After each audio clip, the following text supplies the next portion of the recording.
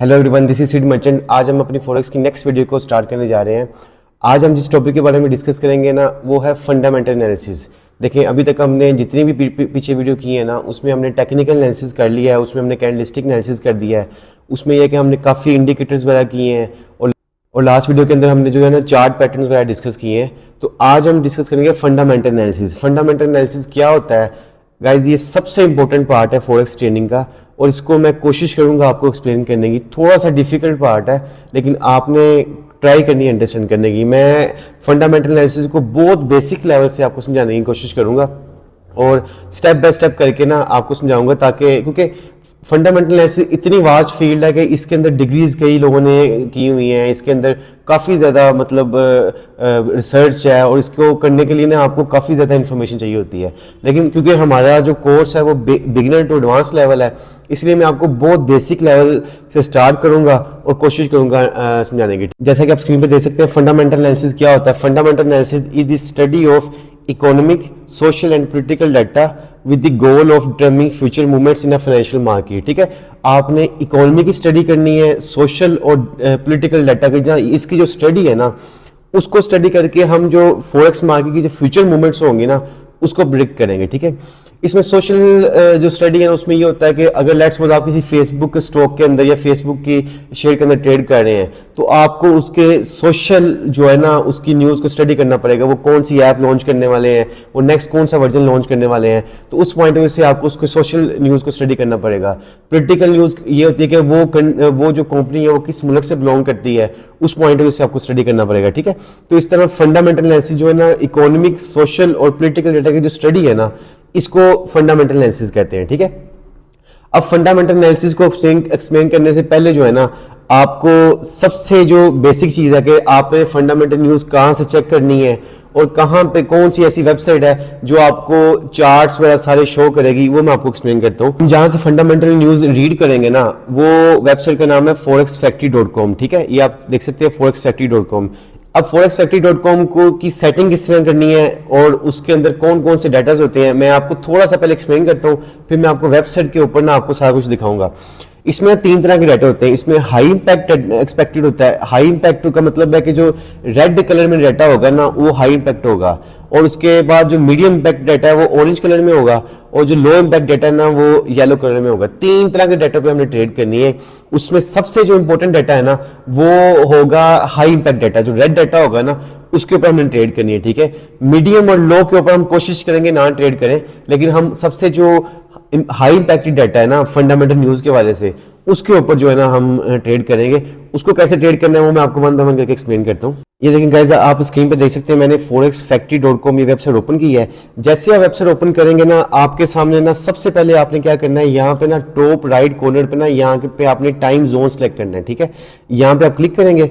Click करने के बाद ना यहाँ से ये मेन्यू है ना, यहाँ से आपने इस्लामाबाद और कराची, अगर आप पाकिस्तान के अंदर रहते हैं तो आपने इस्लामाबाद और कराची सेलेक्ट कर लेना है। अगर आप जो भी दुनिया की कंट्री में रहते हैं ना, आपने वो टाइम फ्रेम सेलेक्ट कर लेना है। ठीक है, जिस तरह मैं पाकिस्तान से वीडियो बना रहा हूँ तो मैं इस्लामाबाद और कराची सेलेक्ट करूंगा। ठीक है, फॉर्मेट के अंदर आप AM और PM दोनों सेलेक्ट कर लेंगे और उसको सेव कर देंगे। ठीक है, टाइम ये टाइम सेट करने से क्या होगा कि आपके कंप्यूटर का टाइम, जो आपके कंप्यूटर का टाइम है और आपकी जो कंट्री का टाइम है ना, वो इस वेबसाइट के साथ अलाइंड हो जाएगा। ठीक है, तब क्या होगा कि आपके जो मुल्क का टाइम होगा ना, उसके मुताबिक आपको न्यूज शो होनी शुरू हो जाएंगी। ठीक है, वैसे तो आपको पता है US सेशन, अमेरिकन सेशन और European session, Sydney session different time frame के अंदर होते हैं, लेकिन हमारे लिए आसान होगा कि हम अपने टाइम के मुताबिक हमें आइडिया हो जाएगा पाकिस्तान टाइम के मुताबिक कोई भी फंडामेंटल न्यूज कब आ रही है। ठीक है, तो इसको करने के बाद आप इसको सेव कर देंगे। ठीक है, जैसे टाइम सेव करेंगे ना, आपने एक बार इसको ना वेबसाइट को रिफ्रेश कर लेना है। ठीक है, ये मैंने वेबसाइट को रिफ्रेश कर लिया, तो यहाँ पे जो है ना आप देख सकते हैं कि थर्सडे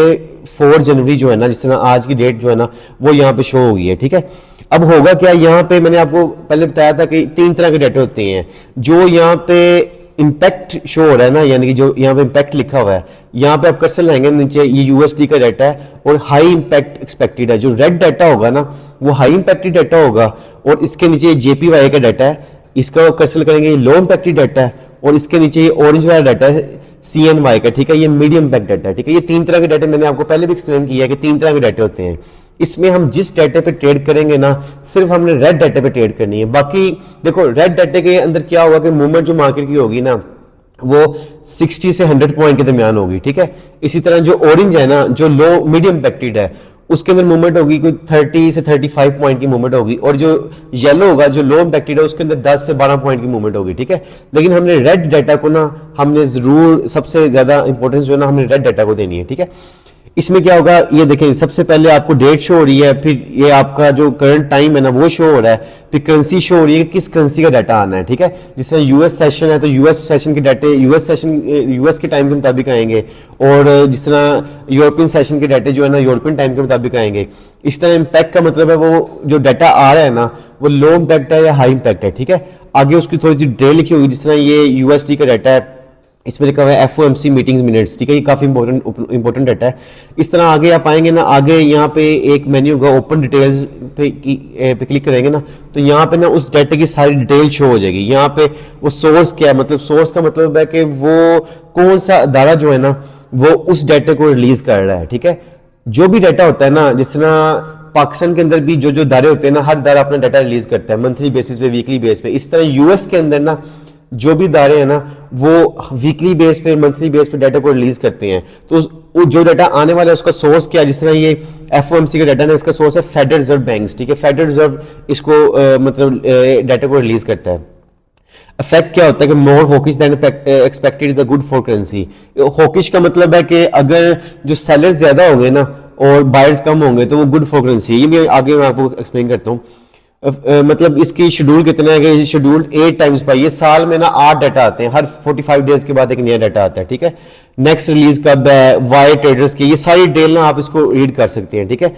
और प्रीवियस डाटा हिस्ट्री इसकी शो होती है कि लास्ट टाइम डाटा क्या आया था, जिस तरह 22 नवंबर को लास्ट टाइम आया था, फिर 11 अक्टूबर को आया था, फिर 16 अगस्त को डाटा आया था। तो इस तरह ना आप इसकी सारी डिटेल वगैरह भी देख सकते हैं, ठीक है। मैं आगे कंटिन्यू करता हूं। नेक्स्ट जो है ना, नेक्स्ट आप देख सकते हैं एक्चुअल क्या चीज है, एक्चुअल और फोरकास्ट क्या चीज है, ठीक है। ये आपने अंडरस्टैंड करना है, थोड़ी सी डिफिकल्ट चीज है। फोरकास्ट आपको पता है कि कोई भी, जिसमें वेदर फोरकास्ट होती है और डिफरेंट फोरकास्ट होती है, इस तरह ना इस डाटा की भी फोरकास्ट होती है कि जो ये वेबसाइट है ना, इन्होंने ऐसे सॉफ्टवेयर लगाए होते हैं जो फोरकास्ट ऑटोमेटिकली कर देते हैं कि ये डाटा इतना आने वाला है, ठीक है। ये फोरकास्ट जो है ना इसको आपने नहीं देखना, आपका जो एक्चुअल होगा ना, एक्चुअल जहां पे लिखा होता है, ये एक्चुअल डाटा जब आएगा ना मार्केट उसके मुताबिक मूव करती है, ठीक है। फोरकास्ट को अपने इंपोर्टेंस नहीं देनी, सिर्फ जो actual data on the spot उस टाइम पे जो डाटा आएगा ना उसके मुताबिक आपने ट्रेड करनी है, ठीक है। तो एक्चुअल जो भी डाटा आएगा ना, अब इसमें कुछ डाटा होते हैं ग्रीन कलर के डाटा आपको शो हो रही है, देखिए 52.9 डाटा है, ये ग्रीन है, और ये 0.1% है, ये रेड है, और ये 49.8% है, ये ब्लैक है, ठीक है। ये तीनों डाटे क्या किस तरीके से ट्रेड करनी है और इनके कलर डिफरेंट क्यों है, ये मैं आपको नेक्स्ट एक्सप्लेन करता हूँ, ठीक है। ये देखें आप स्लाइड पे देख सकते हैं कि ना यहाँ पे हमने पहले डिस्कस किया था हाई इम्पैक्ट एक्सपेक्टेड वो रेड डाटा होता है, ऑरेंज वाला डाटा होता है वो मीडियम एक्सपेक्टेड होता है, और जो येलो वाला डाटा होता है वो लो एक्सपेक्टेड होता है। ये मैंने अभी आपको forexfactory.com के ऊपर ना सारी डिटेल में एक्सप्लेन किया है। आगे जो है ना सबसे इंपॉर्टेंट चीज़ ना मैं नेक्स्ट एक्सप्लेन करता हूँ आपको। ये देखें यहाँ पे ये है कि पाउंड USD इक्वल 1.2690, इसका मतलब क्या है, ठीक है। जब पहले आपको ये अंडरस्टैंडिंग होगी ना उसके बाद आप फंडामेंटल एनालिसिस कर सकते हैं, ठीक है। इसमें ना पाउंड USD इक्वल 1.2690 का मतलब है, इसमें जो GBP है ना ये बेस करेंसी है। जो फर्स्ट आपको पता है कि हमने प्रीवियस वीडियो के अंदर एक्सप्लेन किया है, जो करेंसीज हमेशा पेयर्स की फॉर्म में होती है, इसमें पाउंड जो है ना वो बेस करेंसी है और USD जो है ना वो कोड करेंसी है, ठीक है। कोड का मतलब है कि इस पूरे पेड़ का मतलब है 1.2690 का मतलब है कि आप 1.2690 USD पे करके 1 पाउंड परचेज कर रहे हो, ठीक है। अब इसमें होगा क्या कि इसमें आपको समझ लगी कि बेस करेंसी क्या है और कोड करेंसी क्या है, ठीक है। अब इसमें क्या होगा, if USD news is positive then pound USD will go down. अगर तो USD JPY, अगर USD की न्यूज जो है ना वो पॉजिटिव आती है ना, मतलब मैं किस तरह पॉजिटिव आती है किस तरह नेगेटिव आती है मैं आपको नेक्स्ट एक्सप्लेन करता हूँ। लेकिन आप ये चीज़ याद रखें, अगर USD जो है ना वो पॉजिटिव होता है ना तो इसका मतलब है ये पेड़ जो है ना वो नीचे गिर जाएगा, पाउंड USD जो है ना वो नीचे गिर जाएगा, then pound USD will go down. अगर USD का डाटा पॉजिटिव आता है तो ये पेड़ नीचे गिर जाएगा, अगर USD का डाटा नेगेटिव आता है तो ये पेड़ ऊपर चला जाएगा, ठीक है। वो किस तरह ऊपर जाएगा कि USD जो है ना वो कोर करेंसी है, अगर USD सेकंड पे होगा और वो स्ट्रॉन्ग होगा ना तो ये पेड़ नीचे गिर जाएगा, और अगर यूएसडी फर्स्ट में होगा और यूएसडी स्ट्रॉन्ग होगा तो ये पेयर ऊपर चला जाएगा, ठीक है। तो इस केस में अगर पॉजिटिव न्यूज आती है तो ये पेयर नीचे गिर जाएगा, विल गो डाउन, और अगर नेगेटिव न्यूज आती है तो pound USD will go up, ठीक है। ये आपको क्लियर है। इसी तरह यूएसडी जेपीवाई जो है ना वो भी आप देखें 143.40, इसमें यह है कि यूएसडी जो है ना वो बेस करेंसी है, फर्स्ट पे यूएसडी है, और जेपीवाई वो जो है ना वो कोड करेंसी है, ठीक है। इसमें अगर if USD news is positive, अगर यूएसडी का जो डाटा forexfactory.com पे आता है अगर वो पॉजिटिव आएगा तो ये पेयर जो है ना विल गो अप, ये पेयर ऊपर चला जाएगा, और if USD news is negative then USD JPY will go down, ठीक है। आपको मैंने पहले एक्सप्लेन किया था पाउंड यूएसडी में अगर यूएसडी पॉजिटिव आता है तो क्या इंपैक्ट होगा। अब एक सेकंड पेयर जो है ना यूएसडी जेपीवाई में अगर यूएसडी फर्स्ट पे होता है ना और यूएसडी पॉजिटिव आता है तो ये पेयर ऊपर चला जाएगा, और यूएसडी का डाटा अगर नेगेटिव आता है तो ये पेयर नीचे चला जाएगा, ठीक है। इसी तरह मैं आपको नेक्स्ट एक्सप्लेन करता हूँ कि XAU USD गोल्ड का जो रेट अभी चल रहा है ना वो 2050 चल रहा है, ठीक है। अब गोल्ड की सूरत में क्या होगा, गोल्ड में जो फर्स्ट है ना वो इसमें जो यूएसडी वो सेकंड पे है वो कोर करेंसी है, ठीक है, और XAU जो गोल्ड है ना वो बेस करेंसी है, ठीक है। गोल्ड बेस करेंसी है और यूएसडी कोर करेंसी है। इसमें भी वही इंपैक्ट होगा जो पाउंड यूएसडी में होगा। If USD news is positive, अगर यूएसडी की न्यूज पॉजिटिव होगी तो ये पेयर नीचे गिर जाएगा, gold will go down. If USD news is negative तो ये होगा कि ये पेयर जो है ना ऊपर चला जाएगा, ठीक है। तो इस तरीके से आपने ना इसको यूज करना है, आपने किस तरीके से आपने इसका इम्पैक्ट फाइंड आउट करना है वो आपको मैंने गोल्ड में भी बता दिया, करेंसीज में भी बता दिया, ठीक है। अब मैं आपको दोबारा forexfactory.com पे लेके जाता हूँ।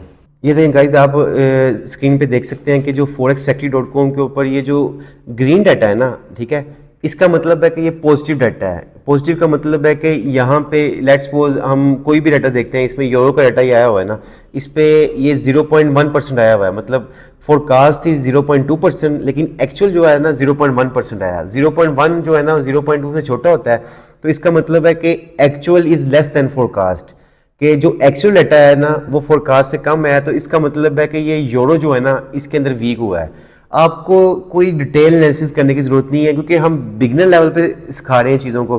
तो आपको सिर्फ ये है कि आपने ये देखना है कि इसका जो जब भी न्यूज़ आती है ना तो डाटा जो है ना वो पॉजिटिव आता है या नेगेटिव आता है। नेगेटिव का मतलब है कि ये यहाँ जो एक्चुअल होगा ना वो रेड हो जाएगा, ठीक है, जिस तरह यहाँ पे 0.1% रेड है, और पॉजिटिव का मतलब है यहाँ पे ना ग्रीन हो जाएगा, ठीक है। ग्रीन का मतलब है कि वो उस पे का डाटा ना पॉजिटिव आया, ठीक है।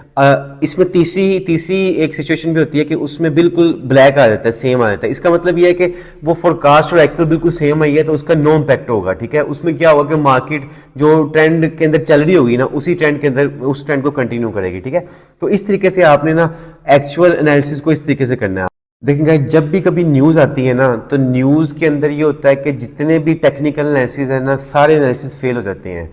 न्यूज़ जब भी आएगी ना तो आपने देखें सबसे पहले क्या करना है, आपने जब भी कभी डे का आपने शुरू करना है ना, अब मार्केट के सामने आते हैं ना, आपने कोशिश करनी है सबसे पहले पाकिस्तानी टाइम के मुताबिक ना आप 1 PM से पहले ना आप मार्केट के सामने आ जाएंगे, ठीक है। सबसे पहले आपने क्या करना है, कोई टेक्निकल एनालिसिस देखना, सबसे पहले आपने forexfactory.com खोलना है और उसमें ना आपने देखना है कि आज जो है ना वो न्यूज़ कौन सी आने वाली। ज़्यादातर जो हम ट्रेड करते हैं ना वो यूएसडी की न्यूज़ को ही इम्पैक्ट टारगेट करेंगे, और मैं जितनी भी एक्सप्लेन करूंगा यूएसडी और यूरो जो है ना इन दोनों न्यूज़ को मैं आपको काम करना सिखाऊंगा।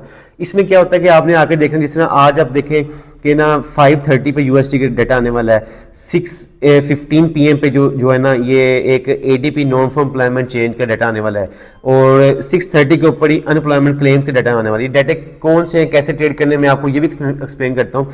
लेकिन आपने जब भी कभी मार्केट के सामने आना है ना तो आपने सबसे पहले forexfactory.com के ऊपर आके आपने नोट डाउन कर लेना है कि इस टाइम पे ये डाटा आने वाला है, ठीक है। ज़्यादातर अमेरिकन सेशन में डाटा आएंगे, उस डाटे से आपने आधा घंटा पहले जो है ना आपने कोई ट्रेड एंटर नहीं करनी, ठीक है। क्योंकि जब भी कोई फंडामेंटल न्यूज़ आती है ना तो जितने भी टेक्निकल्स हैं ना वो सारे फेल हो जाते हैं, ठीक है। तो आपने सिर्फ फंडामेंटल को न्यूज़ को यहाँ से वॉच करना है। जब भी उस टाइमिंग पे न्यूज़ आएगी ना, अगर यूएसडी उसमें पॉजिटिव होता है तो उसके मुताबिक गोल्ड की मूवमेंट उसके मुताबिक होगी या करेंसीज की मूवमेंट उसके मुताबिक होगी, जो मैंने प्रीवियस एक्सप्लेन किया है। और अगर यूएसडी नेगेटिव होता है तो उसके मुताबिक मार्केट की मूवमेंट होगी। अगर डाटा सेम आता है तो उसका कोई इंपैक्ट नहीं होगा, वो मार्केट ऊपर भी जा सकती है नीचे भी जा सकती है, ठीक है। तो ये मैंने आपको forexfactory.com को ना यूज करना सिखाया। फॉरेक्स फैक्ट्री में ये है कि ये आप यहाँ पे क्लिक करेंगे ना, ग्राफ की ऑप्शन काफी डिटेल है, यानी कि आप किसी भी डाटा के ऊपर क्लिक करेंगे ना तो आगे उसकी पूरी पूरी डिटेल दी हुई है। तो मैं सिर्फ आपको डेप्थ एनालिसिस नहीं बता रहा, सिर्फ आपको बेसिक बता रहा हूँ कि आपने किस तरीके से फॉरेक्स फैक्ट्री को यूज करना है और उसको अपने फंडामेंटल एनालिसिस के अंदर किस तरीके से यूज करना है, ठीक है। तो आई होप आप अंडरस्टैंड कर गए होंगे कि कैसे फॉरेक्स फैक्ट्री को यूज करना है। और डिफरेंट और वेबसाइट भी हैं, लेकिन हमने जो भी एनालिसिस करना है ना फंडामेंटल, वो forexfactory.com के मुताबिक करना है, ठीक है। अगर आपने हमारे चैनल को सब्सक्राइब नहीं किया तो कर लें। Thank you for watching. अल्लाह हाफिज़।